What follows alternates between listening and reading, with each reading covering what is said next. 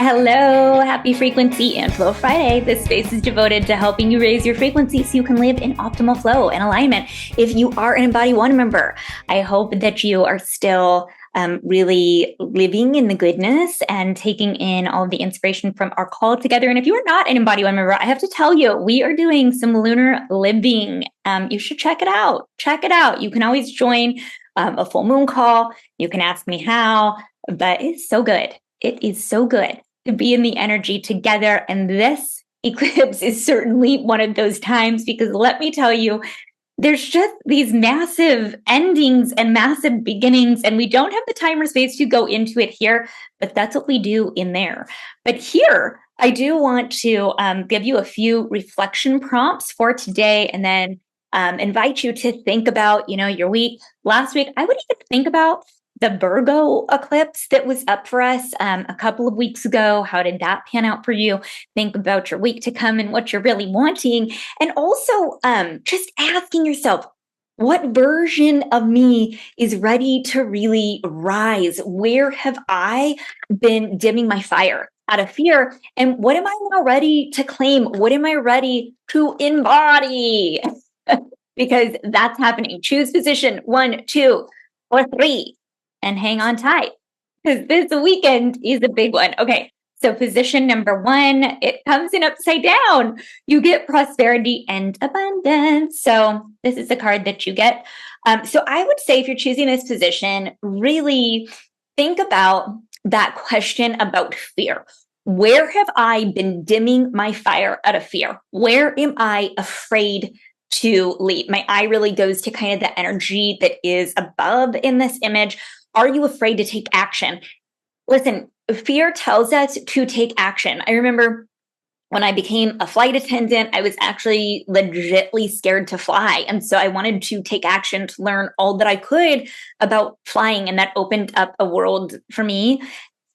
And it was a beautiful thing, right? It was a beautiful thing. So I want you to think about your fear if you're choosing this position, and know that if you're just letting those fears run you and you're not really listening to the information that they're providing, you could be actually missing out on some prosperity in your life.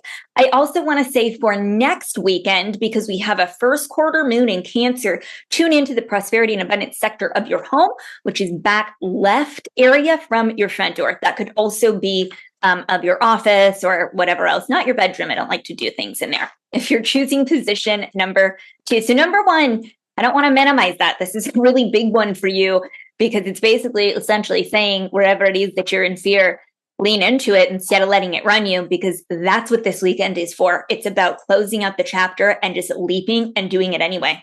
Are you going to do it? Position number 2 is yin and yang, and it comes in upside down. So no matter what, though, even though it comes in upside down, I think maybe it's just because perhaps you're not listening, but it does feel good. This position feels really good.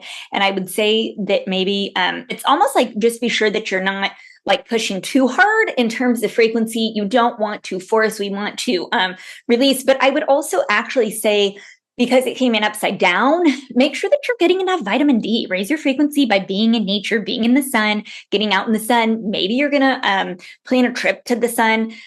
Remember that it's balance, though, right? Like, we all have to come into balance. And that's what this card really reminds us to do, is find balance and be. So if you're also pushing forward with a service, with a purpose, or maybe Aries hits somewhere else in your chart, you can work with, an astrologer and Embody One. We have 2 resident astrologers, Eric Rosen and Mimi of Gaia Blooming, who I love and trust. So I always refer their work, because if you want to go deeper with how these eclipses are affecting you, and you'll know kind of, where they're landing or it's not making sense, you can always tune into that. So if you're choosing this position that's coming up, maybe you want to do that. Look at your, because I go to the sun, look at your sun, but also your rising, know what's showing up here for you.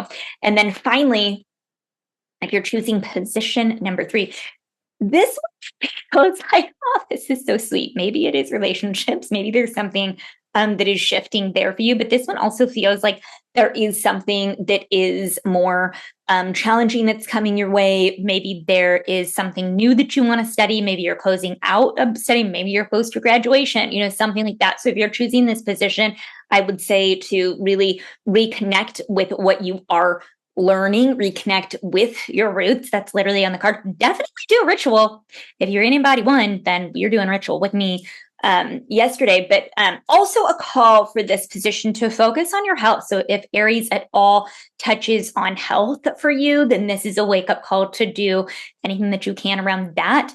Raise your frequency with that. All you have to do is give that a little bit of attention, right? And advocate for your health. Do something that you're feeling called. Maybe it's scheduling a detox for the last quarter moon or something like that. So whatever you're choosing, I hope that this helps. I'm sending you so much love for a very fiery eclipse this weekend.